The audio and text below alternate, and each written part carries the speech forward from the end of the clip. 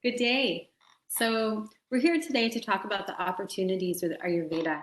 And this is a really important subject. There are so many people that are interested potentially in learning and growing within their life with Ayurveda, but they're unsure because they think that they might have to be an Ayurvedic practitioner. But Ayurveda is the science of life. So, it's important for everyone. And for a lot of you in any sort of healing modality, even just care within your own family, Ayurveda is we find to be actually essential. And it's very proactive in what you can be doing. And so we'll share with you the vast opportunities that you can use your expertise in Ayurveda as you're learning and developing yourself from some of these teachings. Hello, everybody. So, in today's session, I will be talking about what could be the different opportunities in Ayurveda. By now, you must have a little knowledge about who I am, but I will still quickly introduce myself. So, my name is Dr. Amruta Athale. I am a postgraduate in Ayurvedic medicine. I do have my clinical and academic setup in the middle of the Maharashtra in the city called Pune. So, it's a very interesting topic to speak about opportunities in Ayurveda. We often feel that being a healthcare practitioner is limited to treating the disorders, right? But with Ayurveda, it could be much more broad than this. And in the upcoming slide, I will unfold it with all of you. So let's go towards this slide, right? So this slide, I often begin my presentation with in most of my webinars, which always helps us to understand what is our goal as a healer, right? It's very important to know that what is the objective, what is the aim and objective of whatever we are doing in practice. So if you think in a broader way and if you start analyzing it, any healer who is practicing in any specialty, right, whether it is Western medicine or Ayurveda or a naturopathic medicine or homeopathy or chiropractic or Reiki, yoga practice. So whatever specialized healthcare science you are practicing, at the end, there is only one aim of any healer, and that is health, right? So I have explained in detail what does health mean in Ayurveda, right? So that as it's a science of life, see, I will go into more broader way now, as I can talk a little bit in a deeper way, as we have recorded a few webinars in this series which talks about different basic principles of Ayurveda, right?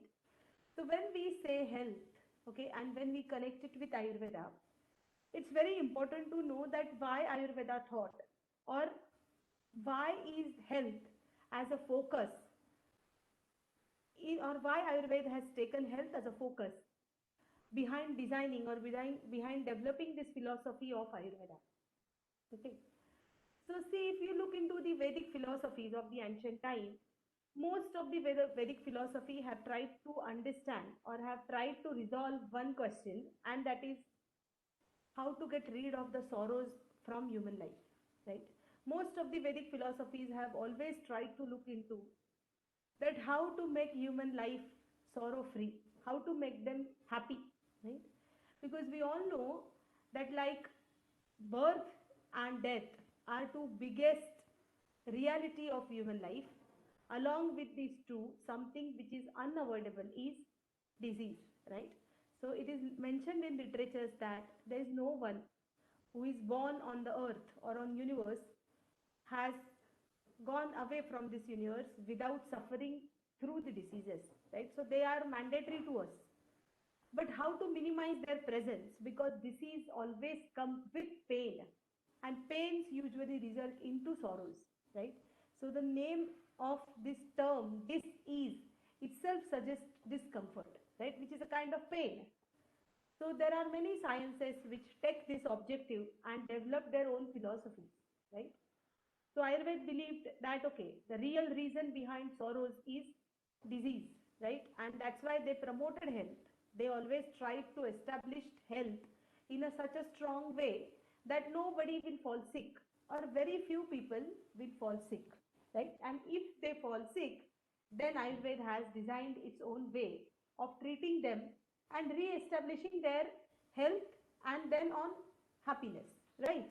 I hope that is making sense. Same is true with yoga.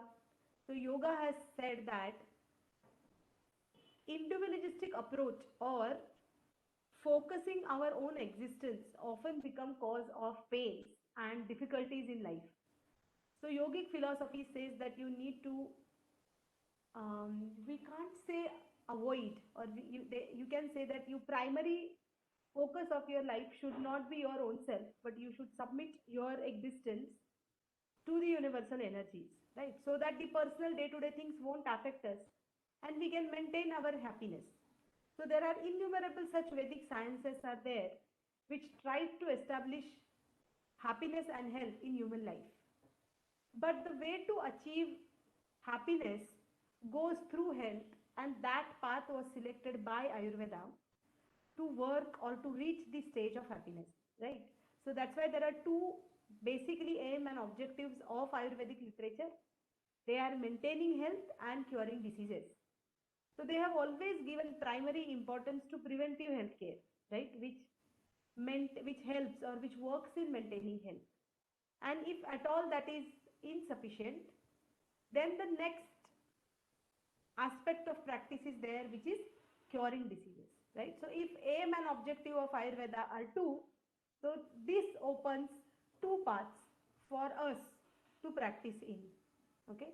And these two paths are working as a preventive healthcare expert or working as a disease specialist or disease care, disease support person, okay?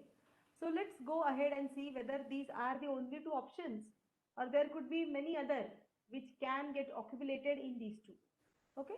So let's go ahead.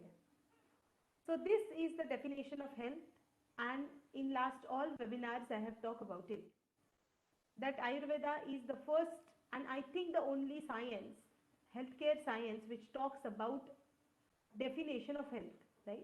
So if we are working for health, then we should know what is health. So if you look into all these 7 criteria, so they speak in general well-being of physical aspect, psychological aspect, spiritual aspect, right? So basically Ayurveda believes that health is a complete well-being when it comes to physical, psychological, social and spiritual well-being, right? Or spiritual entity of a human being. So if health means physical well-being, if health means psychological well-being, and if health means spiritual and family and social well-being, again this opens 4 paths for people who have learned Ayurveda, which will help you in helping people's physical well-being, psychological well-being, spiritual well-being and social well-being, right? So again the preventive healthcare field can open paths for 4 different specialty of practice. Ideally every Ayurvedic practitioner should work for well-being of all 4 together, right? So if you want a complete health in your client, then it is expected that you should work on all the 4 aspects of the well-being to re-establish a total and complete health for your client, right? But as a practitioner, you can choose any of these paths to specialize in practice, right?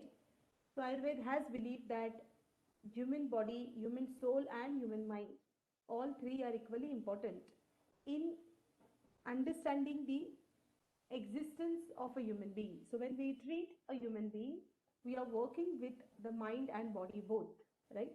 There are separate consideration for soul, which I will not be talking today because it will be the diversion of topic. Here we are discussing about the healthcare, and that's why I am going to talk about possibilities for you in the healthcare field when you learn Ayurveda, okay? So like I said, primarily there are 2 ways, either to specialize in preventive healthcare, second to work with the disease support, second when it comes to primary healthcare or preventive healthcare, okay, there can be additional 4 ways. You can choose physical well-being, you can choose psychological well-being, you can choose spiritual well-being, or you can also work in a social well-being. Okay, now let's go ahead and see certain more things. Now this is very interesting, okay, and I always explain this to most of my students when they start joining the courses, that why Ayurveda, why you should learn Ayurveda, why not any other science, and why only Ayurveda, right? I will explain the word little more detail in the next slide, but let me talk about this slide first. Why Ayurveda? Do you believe that the society starts with ourselves? We are a part of society, right? So if we are talking about social well-being, it starts with us, right? So biggest benefit of learning Ayurveda in our own life is we can first improve our own life, right? And we can improve the health of people who are part of our own life, right? So our family, our friends, our community, right? Our colleagues, so our support staff who works with us, for whom we work. So our own community, we can help them for maintaining a better health, okay, along with improving our own health. So self-care is an interesting field, or I will say an interesting benefit which Ayurveda gives. So we often feel that, oh, I'm not, I'm not having any disease. So see, I like in the beginning I have said that Ayurveda is not only for diseased people. The word itself says that it is science of life, right? So anybody who is alive can use Ayurvedic knowledge for improving their own status of existence on the universe, right? So you don't actually have to be sick or deceased to use the Ayurvedic wisdom for improving your life. Okay, so anybody who wants to live better life, Ayurveda is for every one of them. So I often talk this, that I often say this in webinars, that each and everybody which your scope, which is there around you, can potentially become your client for understanding Ayurveda or for understanding the scope of Ayurveda in their life, right? Including me, everybody needs Ayurveda for one or different reasons in improving their status of health, right? So you can achieve new goals when it comes to health by implementing Ayurvedic principles, right? So you can actually achieve a better version of yourself when you start following Ayurvedic principles, Ayurvedic wisdom in your life. So one of the most important part or benefit of learning Ayurveda is improving your own health. Okay. Now the next is clinical practice. Okay, for which we are all passionate about, right? So those who are in the field of healthcare, usually it's a conscious choice which they make, that they would like to spend some part of their life for other to live a better life, right? So of course most of the time when people are into healthcare system, they usually have devoted or they have opted for this field, which usually is related to other care, like caring others, right? Giving them a better life, right? So of course in clinical practice, again, like I said, there are two options: preventive health care and disease care. Okay, so let's go ahead and see some more things related to opportunities in Ayurveda. Now, self and family care. I think I have slightly talked about it in on the previous slide, but I'm going to slightly extend this thought on the various basic principles of Ayurveda. Okay, so like I said, Ayurveda is a science of life. So in each and every step of our life, it helps us in making that phase of our life more fruitful, more cheerful, and more enjoyable. Like what? So age is considered as a very important factor in our life, and that is related to the time factor. Okay, so when we move ahead with time in our life, we go through different changes of our life, like childhood, adolescence age, middle age, young, when we are young, then we become adult, then eventually we become aged. Women go through different phases of their life, right? And in all these steps or in all these phases, there are some benefits, there are some, I will say, limitations, right, which come with aging, right? So if you understand this, that people who are in a specific age group need some special kind of support so that you can increase the benefits of that phase, and you can reduce the limitations, or you can overcome the limitations of that age or of that age group, it will be a big blessing for us, ourselves, and the family around us, right? Of course, if you are in clinical practice, these benefits increase to many fold. But those who do not actually want to go into Ayurvedic practice for others, but by learning Ayurveda, they can make better choices for themselves when they go through the different phases of life. Also, they can support family members, friends, community, which are in different age groups. I hope that is making sense, Carly. So would you like to add something by your own experience, that how this learning of Ayurveda has turned into a good change in your life? Yeah, definitely. And I think it's something that I've seen, like you're saying, the social kind of ripples that go through your family and society, because it's definitely little gems that my kids pick up or my parents ask about, and my sisters become interested in. And it does spread through your family, and it's so easy then to kind of support the whole. And I can see where that goes out into a larger and larger community where people just tend to kind of ask what you're doing. And I think that's one of the most joyful parts of my practice. I love working with clients and sharing that. But number one, I love that the information is kind of a system within our home, and everybody benefits from it, and everybody kind of knows their part of what they can do. And so little tools that become life changing. And I'm so grateful for it every day.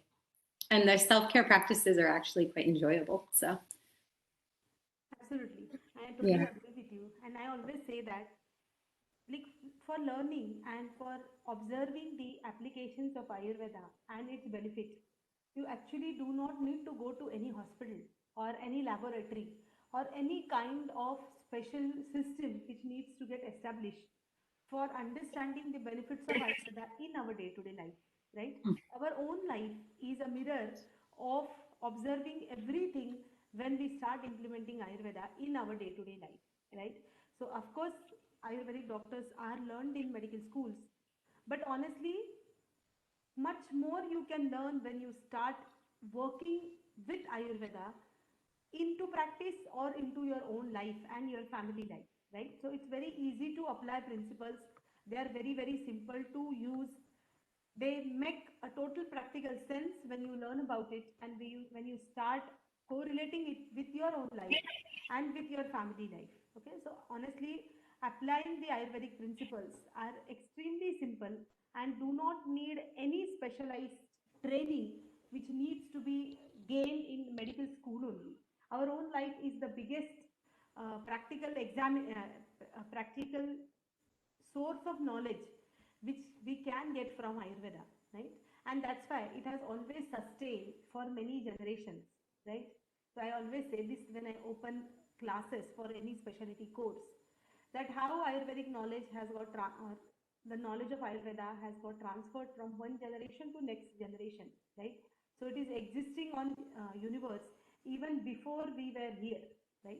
And for these 15,000 years, it is just getting propagated from one generation to other generation by observing the life. So what does it mean? So if I want to carry forward my wisdom, my Ayurvedic wisdom to my daughter, the biggest way is to show her that what can be a better way of life, right? So she will learn that, and then eventually she will learn her next generation to adapt and to carry forward. That's why in the vast history of India, when many other things and other what can you say, other kingdoms tried to destroy Ayurveda, okay, because of many reasons, or it got destructed a little bit, but they can never wipe it off, right? Because it was always there in the life of people, as it's a life science, right? It's a science of life, okay? The first and most important is use of learning Ayurveda is self-care along with the family care for us, okay? Now, this is mostly part of people interest, right? That what after learning Ayurveda, what is going to be the scope, okay, of the practice? What are the different modalities which are available for me to practice, right? So see, honestly, as Ayurveda is a science of life, everything which is related to life can get converted into tool of treatment, right? It is as simple as that. So anything and everything which is part of our life can actually be converted into a tool of treatment.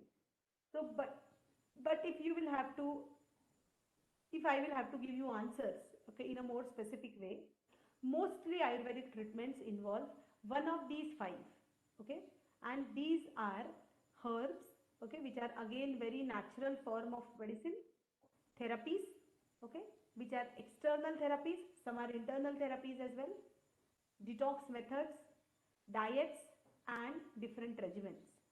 Now let me talk about all five of them. Either you can learn, so we are going to learn all of it into the course which we are offering. But honestly, you can work with any of it to improve people's life, to make them healthy, or give them a better version of their health or their self. Herbs are most unique. So herbs are of many types.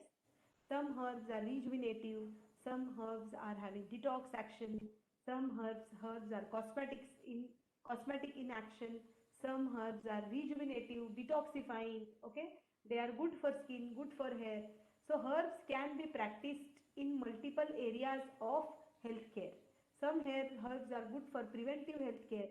So learning herbology is unique because Ayurvedic herbs and herbal preparations which we are going to learn are totally natural. They are made from most natural elements with very simple processing.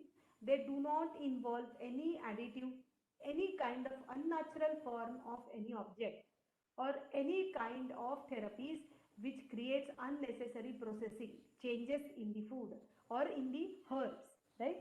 So herbology is another interesting field to practice. You can extend your existing Western herbology, Chinese herbology, or any other aromatherapy which involves using natural plant medicine in different forms. So, when we learn energetics in Ayurveda, okay, I have recorded, or both me and Carlisle have recorded a webinar on the Ayurvedic energetics, right? So, if you want to know more about that, what are the principles on the basis of which we take decisions for using herb in clinical practice, which I refer to as energetics in Ayurveda. Okay, please reach out to Carlisle and she would be more than happy to share the link of the webinar in which I have talked about energetics.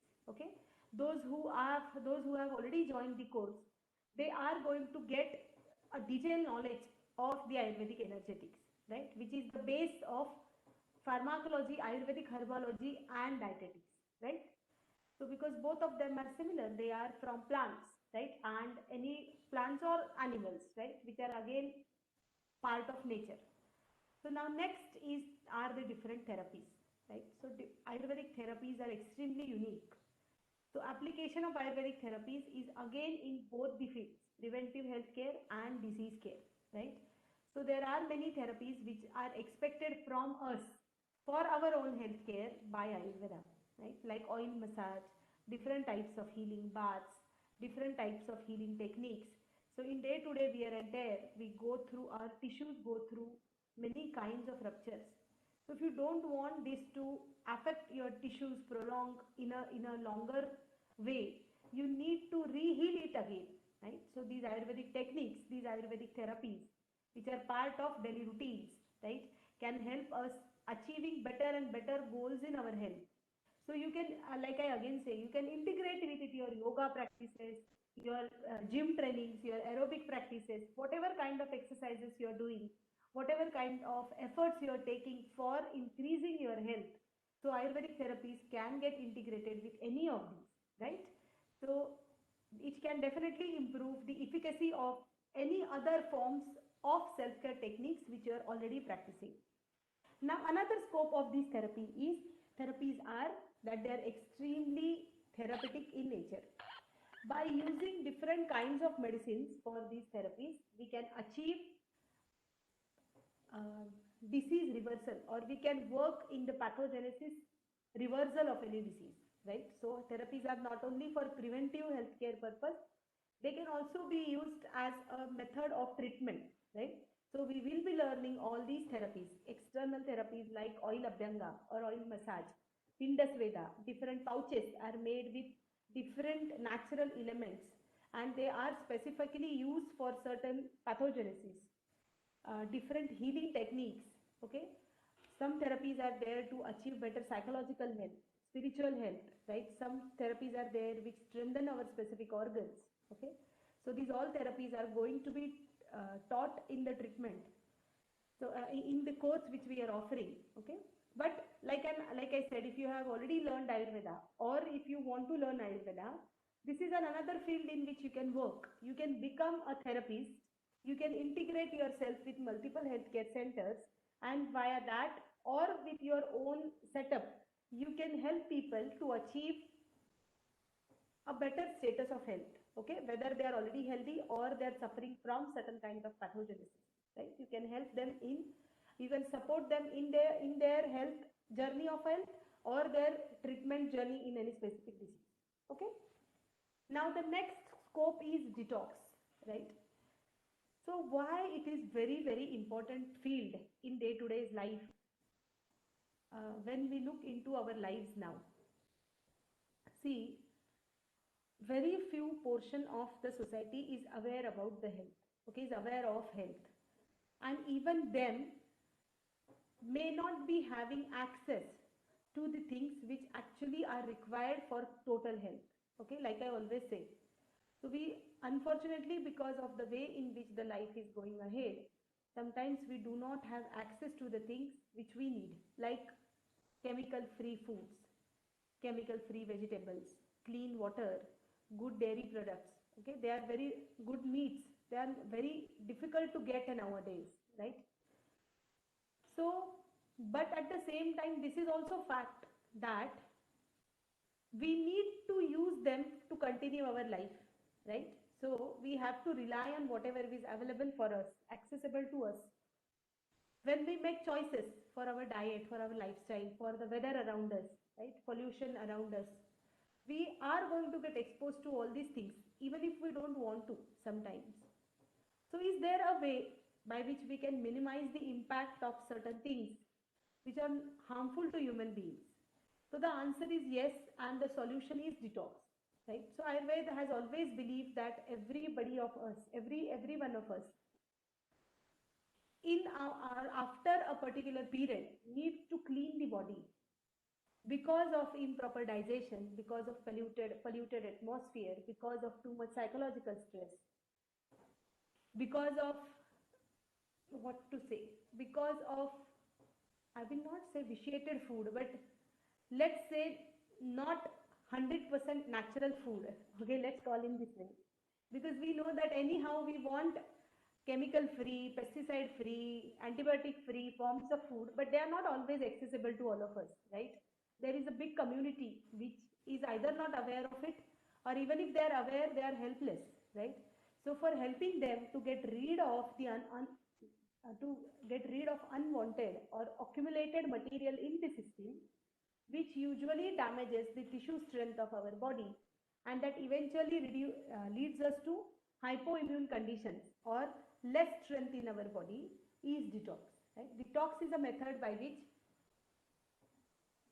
we can get rid of unwanted material from body. When it comes to detox, there are various ways which Ayurveda provides. So there is therapeutic detox, there is herbal detox, there is dietetic detox. But certain diets are also very detoxifying. Without doing anything, just fasting itself is a detox. and how to plan that fasting, okay, how to plan the diet, how to plan the therapies internally and externally, how to do psychological detox, right? All comes under the detox, right? So this is another field in which you can work, okay, when you are learning or you have learned Ayurveda, okay. One of the biggest field which is currently in need, because have we all feel that though we are taking care of diet or though we are taking supplements, why we are suffering from malabsorption diseases or deficiency disorders, or our diet and lifestyle is not directly related to the status of health which we have. So the reason is often toxins which we are accumulating, sometimes consciously, sometimes unconsciously, right? So the biggest field nowadays is the detox, which people can uh, use in practice as their basic area or focus in their own practice, right? And Ayurvedic detox is the most natural form of detox. Does not involve any kind of chemicals, any kind of radiation, any kind of, or you don't have to actually go and live into Miami or live into any fancy resort, right? Your day-to-day life can create detoxifying changes in your life, right? So I always believe that the best treatment is the treatment which anybody can follow with minimum resource and minimum expenditure, right? So nobody can go to Hawaii and start doing detox there. So it will not be accessible, but maximum group of the community, right? So the therapy, the treatment, the way of life should be easy to follow, easy to get implemented in life. And believe me, Ayurvedic detox is like that, which you can do with minimum resource, with it can go along with your day-to-day life. You don't need to take any extra efforts. You just need to have that knowledge, right, which is required, which Ayurvedic studies can give you, or which Ayurvedic education can give you. Now, next is the diet. Okay. So, Ayurveda has believed that we are what we eat and what we digest, right?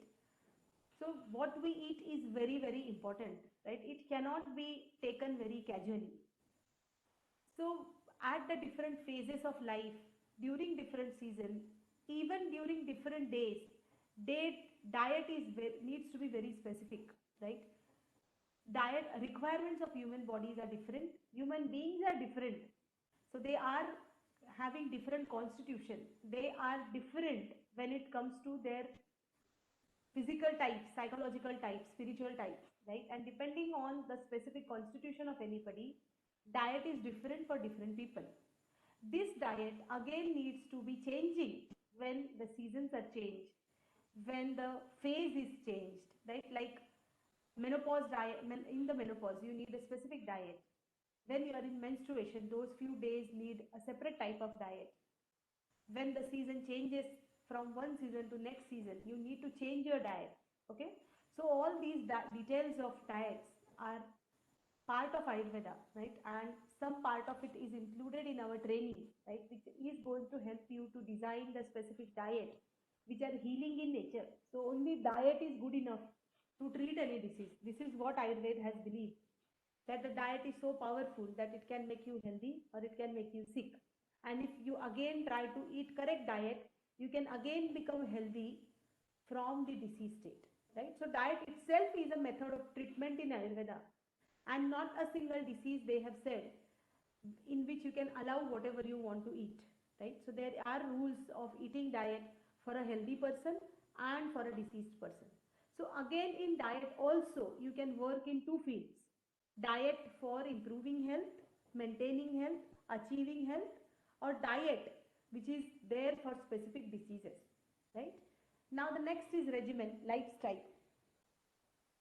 So believe me that statistical data from different healthcare or governments which are dealing with national policies of any nation are giving this data that 80% of the diseases in which government is spending money on is related to lifestyle, right? So in Ayurveda, lifestyle include two things: diets and your regimens, which how you are spending the day. So along with diet, the important thing to focus is how we are spending the day. Okay. Behind all these principles, there is a mother principle which says that human beings are part of nature. right? I have spoken about it in detail in the last webinar. So they have believed that human beings are part of nature, and that's why human beings influence nature, and nature broadly or vast vast way, in a big way, influences human beings.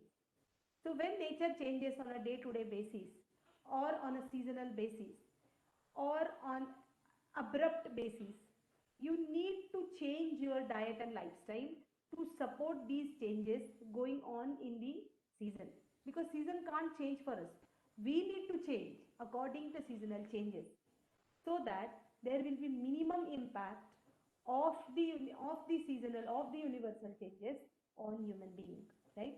So what should be the time of getting up in the morning, what should be time of exercise, what should be the time of lunch, dinner, snacks, when to eat, when not to eat, right? How to understand that your body need food, need how much water to drink. So all these very specific recommendations which are required in current life, okay, are given by Ayurveda. So you can understand how the requirement of food is different for different people, how you should plan the daily regimen of different constitutions, right, in different seasons, in different phases of life, are going to be discussed in the regimen part. So you can become specialist of it, that okay, I don't want to treat anybody having disease, I will just design the lifestyle of people. I will help them how they should spend their day, how they should spend their seasons, how a childhood should, how any child should, or how any parent should plan the childhood of their children. What is the importance of age, and in which age, what are the important diet principles, lifestyle principles, etc. So this can be another method in which you can work. Okay. So these all five modalities of Ayurveda again opens five into two. It means 10 parts of our treatment. So all these modalities of treatment are having scope in preventive health care as well, and in the disease care as well. Okay. So with all of these, you can again work in 10 parts. Okay.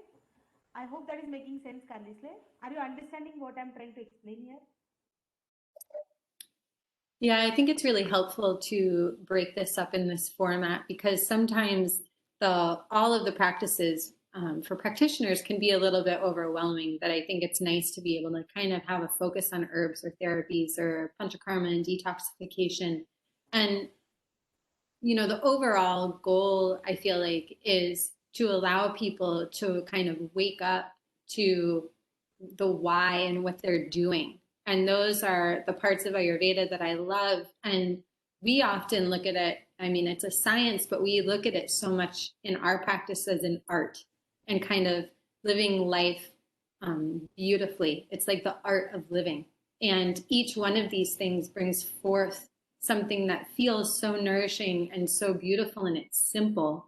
And so the application of the daily practices or the diet or the herbs, the therapies, they're easy to implement, and they make life feel very special and complete. And it gives us, I think, the format to work in our daily life that it doesn't have to feel restrictive. And that's one thing with the diet and with the herbs and the daily practices. It adds so much more because you feel so much better, that it's not like a lot of other kind of crash diets or detox fads. As you're saying, it doesn't impede what you're doing day to day. You can stay home and do these practices. And I find that to be a unique offering that then becomes the whole life cycle as the seasons change very naturally and comfortably, instead of feeling like you're on like a tight restrictive diet or a tight detox program that impairs you from doing other things. So, and the beauty of Ayurveda is, no, I think you will be agree with me in this thing. See, Ayurveda it's never had any reductionist approach, right? It always gives you multiple options. So if not this, then what? Like I still remember one of a patient which I was treating online, because one of my previous patient referred her to me. So the young lady, I think she was 23-year-old, living on Miami Beach, right? Said sent me an email that she is having food intolerance and she can eat only 5 foods. And these were cauliflower, broccoli, um, cabbage, iceberg lettuce, and fish. So imagine a lady girl or woman, I don't know, at the age of 23 is living on only these 5 things. Do you call it as a life? Like, this cannot be a healthy and happy life for anybody. So Ayurveda always looking into increasing the scope. It is never going to tell you that, okay, you have to cut down this, you have to cut down this, you can't do this. It will always give you the option by which you would able to do whatever you want to do, just by making changes in other things of your life which will support that thing which you really want to enjoy in our life, right? So nobody can leave everything. We are here to enjoy every aspect of our life, right? And desires are there as a part of human life. They are going to be there. So to fulfill that desire, you need to achieve a status of health or a level of health. And for that, Ayurveda is very much helpful. So it actually has a more accommodative approach than a reductionist approach.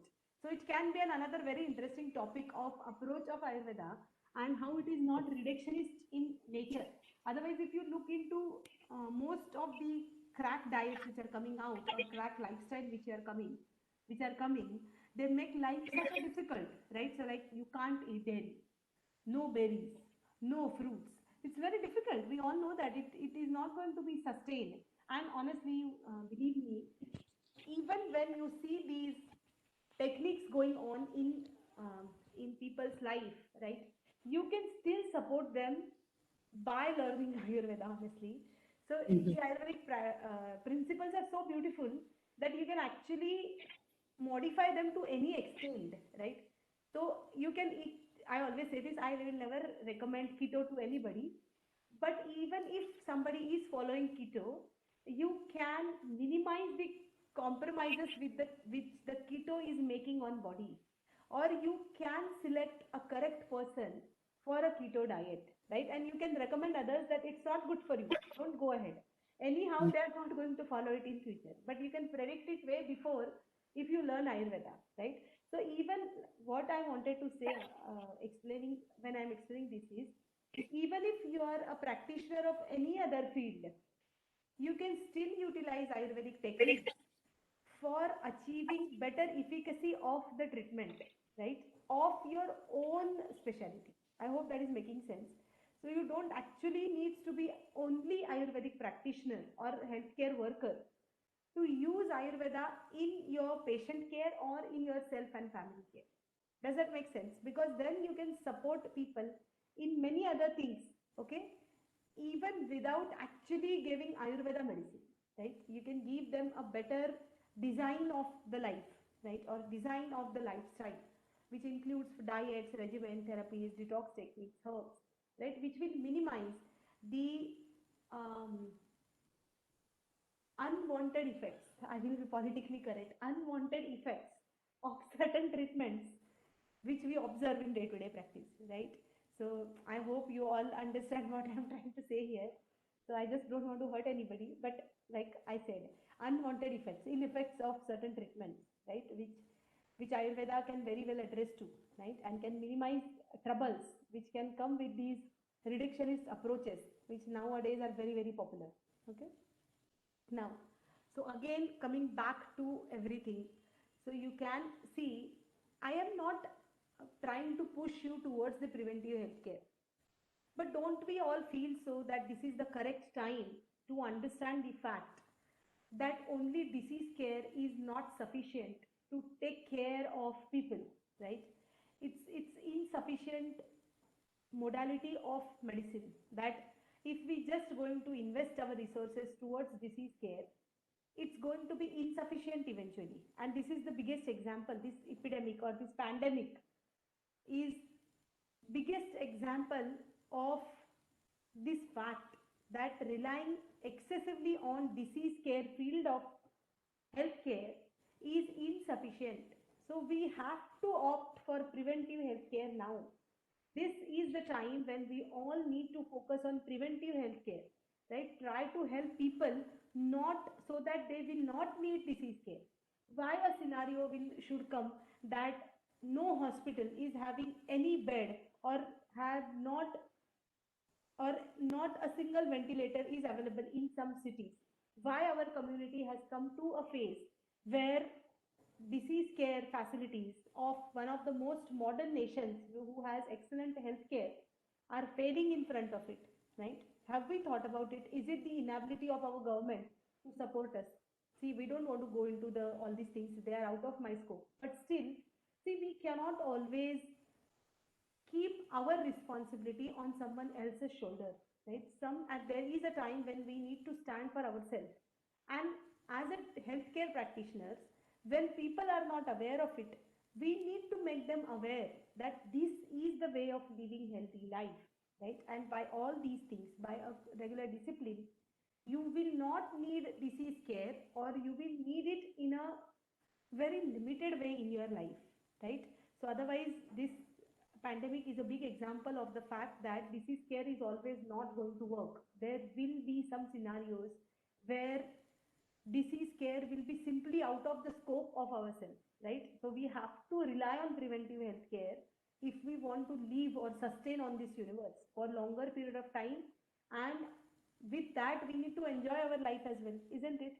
Otherwise, how much more time we can spend in our houses without getting exposed to nature, right? By just having the, what can you say, like getting scared from everything around us, water, people, or air, or nothing is left now, with like which people are not bothering about, right? So nothing is left honestly, right? So how many days can go like this, right? So of course we need to think that whether it is me or it is disease causing factor which is difficult to handle. So we can always create a positive changes in our own life, and as a healthcare practitioner or after learning Ayurveda, we can help others to make better choices in life, right? And that's why preventive healthcare is very important, right? More than disease care, I would say.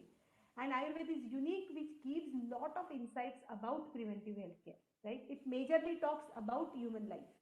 So it's a huge scope which we have now, and there is a big requirement in community for preventive healthcare, right? You won't believe.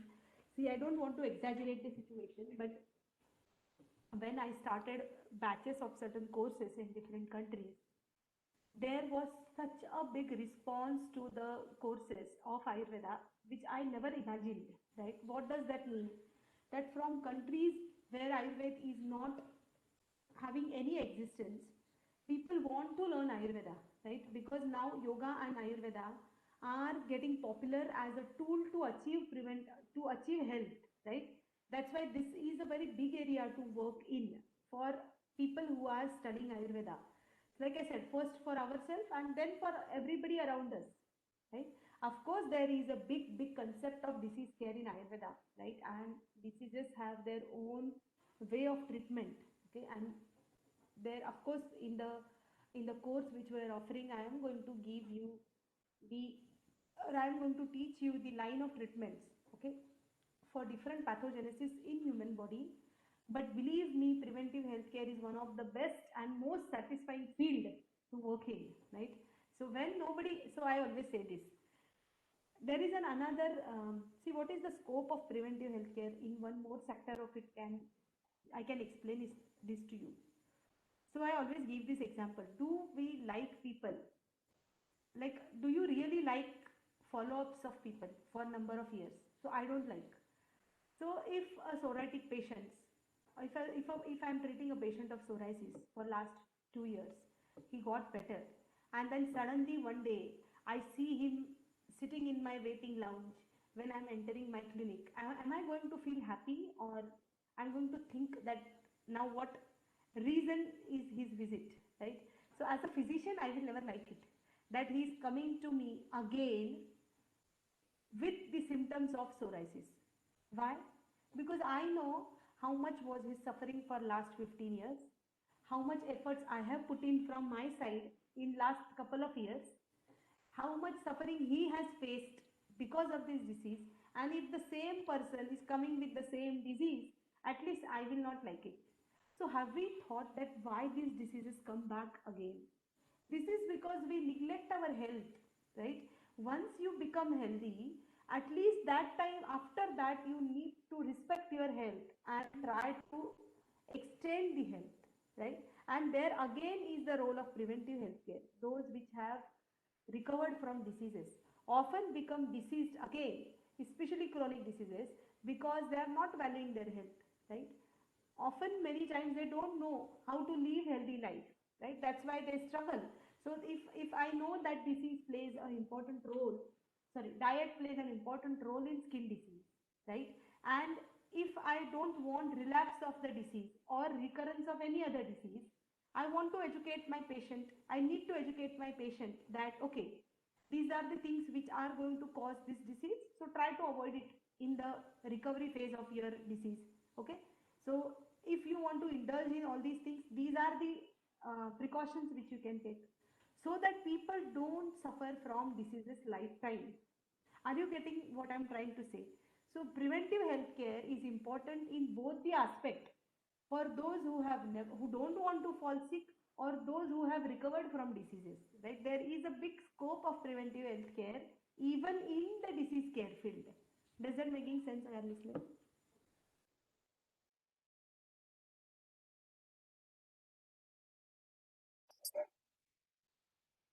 Yeah, it does. And I agree with you. It's so wonderful when you can work with someone and then know that they can go off and do these practices on their own.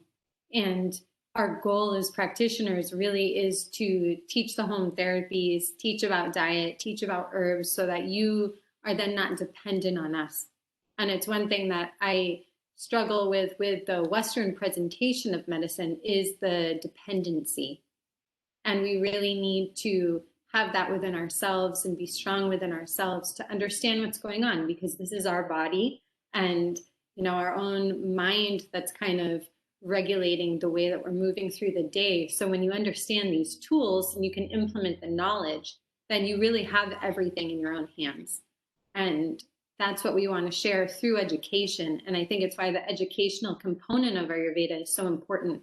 And it's one of the reasons why I think it's really useful for practitioners to take these courses, but I find it incredibly useful for students and patients too also. And so I've encouraged those of you who work with us on both yoga and Ayurvedic theory to partake in this information, because the knowledge gives you everything you need. And we can do that in short form in private sessions, but going through a course like this, you have a very complete presentation. And at that point, we can just check in and talk, but we don't have to do the whole preventative healthcare for you. And hopefully we will never have to do disease care, because you have the tools, and that's our goal. Yeah, whenever I say all these things, my husband always says that, isn't that tough on your pocket? I said, that's okay. So, see, any physician, right? It's jokes apart, but any physician who have invested lot of period of the time of his life, right, in learning healthcare, would never want people to come with the same diseases again and again, or lifestyle disorders which are actually, see, if you look into the solutions of these conditions which are related to lifestyle, there is no solution available for it, right? So see, I don't want to criticize any healthcare science. Carlisle know that whole of my family is in Western medicine, but believe me, there are certain things, or especially lifestyle related disorder, chronic disorders, in which Western medicine absolutely do not have much to offer, right? And they accept it. That, see, because it's not the fault of any healthcare practitioner, it's the pathy, it's the way of looking towards your life, right? So Western medicine is for treating diseases, right? It's not for how to deal with your day-to-day life. So see, when Ayurveda says that health is the goal, okay, of my, or when Ayurveda literature says that my goal is health, then it talks about health, what health is, and it provides a tool to get healthy, right? So if you go to Western medicine practitioner, they actually don't know how to get healthy. Does that make sense? Beyond telling you that you need to exercise 5 days a week, or you need to take more protein, right? But how to digest that? What person need how much protein, in which form, right? When to eat protein and when not to eat protein, or morning is good or evening is good for protein. So all these detailing, which are very, very important in day-to-day life, can be learned by Ayurvedic principles, right? In another way, see, Ayurveda teaches us to take responsibility of our own life, right? So this we can reflect into patients' life as well. We can teach them how they need to take responsibility of their own health. They cannot rely on a pill provided by a Western medicine physician and then later on to say, okay, Western medicine is not helping in this disease or in that disease. So aren't you responsible to reach to a stage where no medicine is in the, or your disease is not in the scope of most of the modern facilities which human beings have discovered, right? Is it a fault of Western medicine that you have reached to a stage from which nobody can support you? So why to go to that phase, right? So Ayurveda is a much better aspect of living life, right, which can solve many complications of future. Okay, so of course, like I said, disease care is there, chronic diseases response to Ayurveda. See, I am not exaggerating, but often communities have this view that if nothing is working, you should go to natural healthcare practitioner, right? So usually we see lot of complicated cases by which are neglected or which are referred to us by many other specialists, right? If you honestly implement Ayurveda, if you educate people about all these things, honestly, they can also get better, right? So the kind of patients, I can present few of the cases with all of you, that up to which extent you can heal somebody, which is beyond imagination. So though I'm putting emphasis on preventive healthcare, but that doesn't mean Ayurveda is not having any strength in disease care. Okay, if you want, I can share few of the cases, pictures, the results, which can show you how much powerful it is in disease care as well, right? The cases which are neglected by most of the specialists get better with Ayurveda, right? If you be patient. And like Carlisle is asking or is saying that patients should look towards it. I also have similar experience. My academia, I am not a teacher, right? Believe me, I am not a teacher. I'm a physician, right? I started my career as a physician in Canada. But while working with people, I came to know that it is not enough to give them herbs or therapies. I need to teach Ayurveda so that they can become a better human, so that they can become better version of themselves, and my treatment will work in a better way. And actually, that started my academic works. And later on, many of my patients became my students, right? So my academic career started with educating my own patients, right? So like Carlisle said, as a practitioner, she will agree with me that your role as a practitioner does not end when disease get better. Actually, the important roles start after that how to prevent this or any other disease in future, right? So like I said, you can also choose the path of disease care, and Ayurveda is very rich in treating diseases by various ways. So all these things which we saw on the previous slide, you can recommend, okay, for the better or for reversing the pathologies. Okay, and I would always work on the basic reason of your disease. So that's why it is much more deeper in finding the reasons of your diseases and accordingly reversing it. Okay. Now these are very interesting titles on the slide, right? So see, these are very modern words which anybody will find, right? So instead of saying I'm a doctor, nowadays people want to specialize in different fields, right? So honestly, any of these can be your title and you start working on it. Okay. So relationship counselor, what does this mean? Only yesterday I was talking to a student who is taking the clinical mentorship, that what is relationship counselor. So whenever I teach Ayurvedic constitutions, I always encourage students to take this field, right? I will give you a practical example. What is relationship counseling? See, Ayurveda gives us a unique understanding of behaviors of people, their temperaments, their approach towards life, their way of talking, their way of getting angry, their way of remaining calm, because it has understood behavior of people based on certain principles, right, which we study in Ayurvedic course. What is relationship counselor? So if a mother knows that her two daughters are not same, If a husband knows that my wife has a specific constitution and she is not like me, she is not my replica, or if two sisters know that me and my sister are different constitution wise, we can manage our life together in a much more simpler way, right? If we know that the response which is coming from the person which is in our vicinity is because of certain reason, we stop judging them, right? And it can minimize fights, it can minimize separations, it can minimize emotional traumas which people face. And a physician in me will say that these psychological traumas are often reason of many inflammatory, many mutagenics, many carcinogenic changes in human body, right? Western or modern research is coming on the same track which Ayurveda has explained thousands of years back.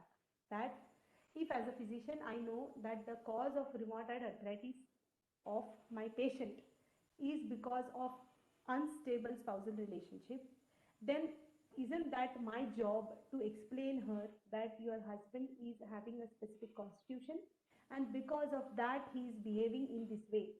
So don't get or don't let your body get harm from his behavior. So this will minimize my role as a physician because like I said, Ayurveda works on the basic reason and often emotional traumas which people suffer in day-to-day life are basic reasons behind their sickness. So not only as a relationship counselor, but as a healthcare practitioner as well, you can utilize this knowledge of constitution for achieving a better relationship status, whether it is spousal relationship, sibling relationship, mother-daughter relationship, husband-wife relationship, any relationship. So even before entering into relationship, the relationship which we choose, right, like living partners, marriages, or whatever kind of names we have, if we know even before entering into that relationship that okay this person is like this, I think it can solve many problems of the day-to-day life. And this day-to-day emotional status plays a very big role in disease pathologies, right? So we all, so the idiopathic causes, so many western medicine diseases, they always say that okay causes are not known, they are idiopathic, right? So these are not idiopathic, these are these emotional traumas which people face, these are the toxic food which we eat, right? So relationship counseling is another very interesting topic to work in, and those who like to speak with people, those which can express themselves well, even to a bigger extent, if you're working in a IT field, you're working in a field which needs understanding people, if you're a team leader and if you need to work with multiple people, you can manage them in a much better way. You will be a leader what they will want from you, right? By understanding how they are, right? So a leader should learn all these techniques. You should educate all these leaders or all these team members or team leaders that different people are different, their strengths and weaknesses are different, and they are not responsible for it, right? That same person is not responsible for it. It's his or her constitution. Okay, I'm going to plan a separate webinar on constitution. In that you will understand more what I'm trying to refer here. But understanding people around is another very interesting field, and helping people understand their community, people around them, is another interesting field in which you can work. Okay, understanding children, their scope of their nature, right? How to deal with their temperaments. Immunity experts, right? This is a very hot topic now. Immunity, everybody wants to work in it, everybody wants to know what is immunity, how to improve it, what is the diet which improves immunity, what are the detox plans which can improve immunity, what are the lifestyle changes which can improve immunity. So immunity is one of the most important concept in the rejuvenation, right? And Ayurveda has a complete section which talks about immunity, right? So diet, which is going to empower the immunity, lifestyle, which is going to empower immunity, therapies which increase immunity, herbs which increase immunity, techniques which improve immunity, right? Meditation or other spiritual practices which improve immunity can itself become a specialty field to practice in. Okay, then chronic disease support workers. I believe that there is no other science. I think homeopathy is also, but I have not studied homeopathy extensively. But believe me, nothing best work than Ayurveda in chronic diseases. Why? Because when it comes to chronic diseases, you cannot just treat the disease. You need to improve in general life, right, to make that person disease free. And that is best provided by Ayurveda. Chronic diseases always have big changes in multiple systems. Chronic psoriasis never remain only skin disease. So it is going to impact multiple systems in human body. And for repairing multiple systems, you need in general upliftment of the health, right? Which is possible with Ayurvedic treatments. Then health counselor. So I think I have talked enough about health counselor. Okay, detox specialist. Okay, like I have said, detox is one of the biggest field which is having demand in market. And Ayurvedic detox is not limited to khichdi diets. Let me be very specific. There is much more bigger aspect towards the detox, right? When you learn Ayurveda, you will understand it. Specific people need specific strength in detox treatments, right? So which person need what kind of a detox? That detox should be supported by a herbs or diet or fasting or therapies. So everything has a special, what can you say? Everything has a special application in Ayurveda, right? And that you can learn and practice. Rejuvenation consultant, right? Now this is again a very important field to work in. So aging is, though nobody wants it, right? But it is mandatory. So you are going to get aged with every single day which is passing, right? But if you don't want this aging to have impact on your skin, on your beauty, on your health, on your organs, then there is a way which ancient people have discovered that by following rejuvenation therapies, by following rejuvenation herbs, by following rejuvenation diet, you can actually minimize the impact of aging on your skin, on your beauty, on your intelligence, on your sense organs, on your systemic health. So this list can go on, and a physician in me can talk about this on and on, right? So you can become cosmetologist, right? So in Ayurveda, we learn, and you all are going to learn in this course, that how to make simple medicines, how to make your own blends, right? How to make different medicines, which can be called cosmetics as well, if they are made with a specific herbs, right? So while, see, honestly, believe me, if a medicine I am asking my patient to buy from market, and when I make that for him or her, there is no comparison between the efficacy of this medicine. Medicines which we make by our hand has our soul in it, right? We want those medicines to work better in our patient's body or mind or soul, right? That's why they always have bigger results, better efficacy in our patients. So we will be learning making of different medicines, which again can be cosmetics in purpose, can be improving sensory organs, can be delaying aging, can be used for disease care. So see, Ayurvedic medication is very simple, which needs very minimum resource. So Carlisle is making her own medicine blends. So we can ask her whether she has brought any big things for making her medicine. So every Ayurvedic medicine can be actually cooked in your kitchen without adding any addition into your kitchen. Only you need to add patience, right, in your mind. Carlisle, have you brought anything very big for making Ayurvedic medicines?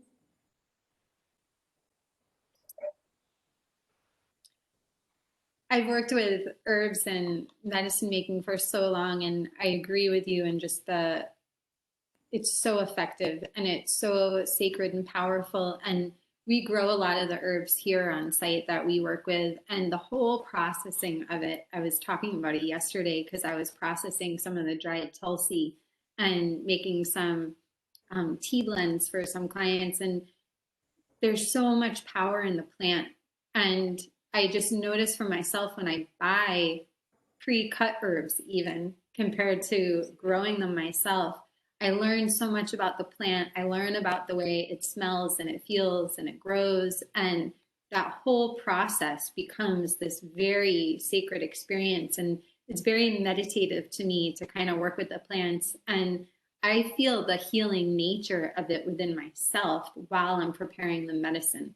And that whole process just becomes something that I can give so much more to people. And I love sharing them, and they are more effective. And the feedback I get back is just generally how good people feel from the medicines or the cosmetics we make. And they do work. They work better, and they're often very simple. It's not complicated, and we don't need all these different parts and fillers and um, No chemical, chemical no attributes. pesticides, no preservative, nothing. No colors, Yeah, nothing is there. Yeah, very absolute simple simple. processing. Yeah. The maximum processing which you need is heating. Nothing else is there, right? Otherwise, you actually need nothing, right? The different kinds of heat, drying, or blending together. These are the forms of medicine making in Ayurveda, right? So we are going to learn all that, making Ayurvedic oils, Ayurvedic ghees, right? Different kinds of local applications are there, right? So you can again take this path as well as your specialty practice, right? If you are interested in it, okay? One So thing too, I studied herbs before I really got into my Ayurvedic studies, and it was really helpful to me. But at the same time, it's what kind of drove me into my Ayurvedic practice because I recognized the understanding of the qualities of the herbs and the energetics of the herbs are it's so useful, and it's much different than the way herbal medicine is presented in some other fields of study. So that's something I really appreciate. absolutely agree. So Yeah. this slide I have made in a so much hurry. So like all of you, I am also doing home schooling of my daughter, and she was having access to this laptop in the morning. And I was thinking that why my Ayurvedic education is unique in helping me to establish my practice, right? And it has actually come from my mind. I have not edited anything, just wrote down what I thought. First, you can work from home. Believe me, the only two tools which we need to practice Ayurveda is intelligence and sensory organ. One or many. Actually, you don't need anything else than that, right? If you have intelligence, if you want betterment of people, if you want to help them, you can actually treat people without having any resource, right? Second, no need of any setup or any instrument. So like I said, you just need your intelligence, mind and sense organ. You don't need anything else. So you don't need any single instrument. You don't need any setup. You don't need any clinic. You don't need any hospital. Believe me, you can work with the minimum resources available. Okay, you just need to sit for some time with patients. Either it could be in front of a computer in an online consultation, or only two chairs are good enough. If you feel like sitting on floor, that is also good enough, right? So honestly, medicine needs nothing than a good wish, goodwill for a person who is coming to you for help, right? With some kind of a help, right? So then, like I said, it works with minimum resource. You can choose online format of working. I have not taken a single day off. At they know that during the lockdown, right? So even the whole almost half of the world is totally in lockdown. I was working every single day, right? So this is not possible if I don't opt for online, right? So online education, online teaching, online anything, consulting, practicing, everything you can actually do online as well. So it's very open format for current period of time, okay, when there is limitation in our life, right?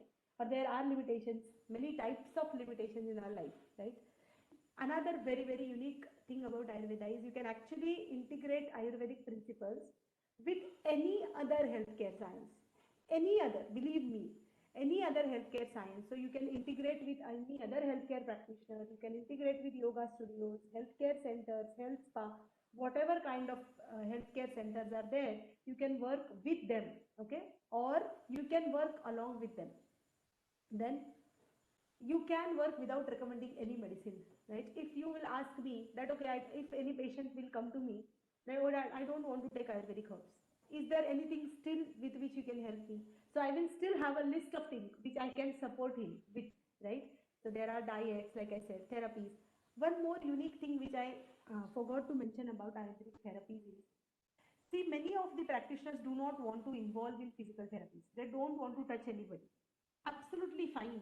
So Ayurvedic treatments are so simple that there is no need that every time you have to do it on them. You can educate them that how they themselves can do this therapy on for them, right? So they are very simple to do. So you can actually become educator, okay, in Ayurveda for self-care or for disease care when it comes to therapies, right? So you can teach your clients how to do therapies for themselves as well, right? So you actually don't have to open a big center, invest a lot of money for the setup. No need, right? You can just teach them that okay, these are the required therapies. This is a simple process to do that. I have made this blend for you and use this for you. If you don't want to make, they are available in market as well, very easy. Then you can become a teacher, right? Ideally, every Ayurvedic practitioner has to become a teacher eventually, right? Or at least educator. So Carlisle is laughing, that means she agrees with me, right? There is much more role which you need to play than just to prescribing herbs for him or her. Carlisle will agree with me. Sometimes we have to teach them how to cook food. Right? This busy life has brought us to a stage where many people don't know how to cook rice, right? And I give this example often that I have treated one of the patients. She was mother of two children. She was at 57-year-old and she was not know how to cook rice, right? That means up to 57 years, she has always brought like food from outside for herself and for her kids, right? So see, sometimes we have to become much more than a physician for our people to get better, right? So you can become educators. Like I said, all these areas of practice, you can become educators of all these areas as well, right? For other people to get into practice. So then, see, Carlisle will agree with me that many practitioners eventually always gets pulled towards the education in Ayurveda. Why? Because Ayurveda is so simple. You can observe it in our day-to-day life that you always feel that I should share it with others because I have experienced it in my own life. I don't need to go to medical school to cross-check it, right? That's why Ayurvedic education, a field of Ayurvedic educator, mentorship, um, counselorship is very, very easy to go in and excel in because we all can see results in day-to-day life, right? So that's why people often do both the roles. They are usually educators as well and they are practitioners as well, right? So like I said, you can make your own formulas. So this slide can go on and I can talk on and on. I have to restrict myself because see, these are not something which I have taken from or I have thought for long term. This is all the heart of a physician, right? So after experiencing Ayurveda, these are the fields in which we all can work. Why only you? Even I can work, right? So I can also select anything. So in India, we are usually very busy in disease care, but you can actually set up a nice preventive healthcare, beautiful clinic without any pain, without any single smell, and you can counsel people, and that would be really fancy place to work in, honestly. So like I discussed, you don't need to actually work in a very rigid disease care field. There are so many opportunities if you learn Ayurveda, and I think I have explained some of them in a simple way. I hope you are understanding what I'm trying to say. I am open for having any further discussion about any topic which I have discussed today. Okay, so this is small. I think all of you are already aware of these slides. Okay, okay. So, Carlisle, would you like to take ahead this discussion and explain in short about the course and how they can contact you if they are interested in the Ayurvedic learning Ayurveda? So we are kind of in the beginning stages of our professional course, and it's running right now on Sunday evenings from 7:30 to 9:30 p.m. It's an 18-month course, so it really gives you time to learn, to integrate, to develop these practices within your own home and within yourself, so you're very confident with the knowledge, and that's our goal. We will be offering review classes. Applin and I hold class every other Saturday morning. That's optional. So everyone can get together and talk on that. We've got a private Facebook group that we're sharing videos like this, question and answer. And the program, what's really unique about it is it includes an 8-day internship here in Maine. The dates will be announced later, but we will be doing the hands-on medicine making, therapeutic understanding of practice then. And it's at no additional cost. So that's a really special part of this program. This course, as we mentioned, we're kind of in it right now. We're still accepting registration for a few more weeks. If that closes up, we will be offering it again in the future. So if you see this webinar and you're interested, definitely reach out to us. And it's going to be something that we really work on growing together as practitioners here in the US and really educating people, because you can understand now from this class how important the education is in Ayurveda. So if you're interested, you can contact me through the email listed below, through our website, on Facebook. I'm there. I'm on Instagram with the Mahavidya Ayurveda and Yoga School. And we can get you started. The course is $3,795 if it's paid up front. We do have payment plans available, and we're happy to work with you on that. We know there's a lot going on for people right now, and education is really the best thing we can do right now for ourselves, taking care of ourselves, doing the preventative health care for ourselves and our family. And so we're really passionate about getting this knowledge out there now. It's a good time to learn and grow. So thank you so much for joining us today, and let us know if you have any questions.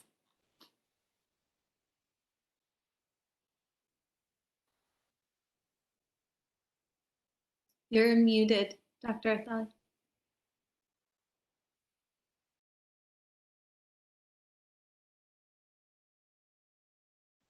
Okay. Can you hear me now? Can you hear me now? Okay. Yes, and thank you so much for such a good response for in just few days. So we are having good bunch of practitioners who have joined the course already, a group of people who have already joined the course, and hoping to meet you all soon. So see you all in the classes, and just be with us, and I will make sure that it will be a very pleasant journey for all of you, for improving first your own health, in your family health and your patient health, right? Whatever your requirement is, Ayurveda is there to fulfill. Okay, so see you all for now, and see you again in the next informational webinar. Bye for now. Bye bye. Bye.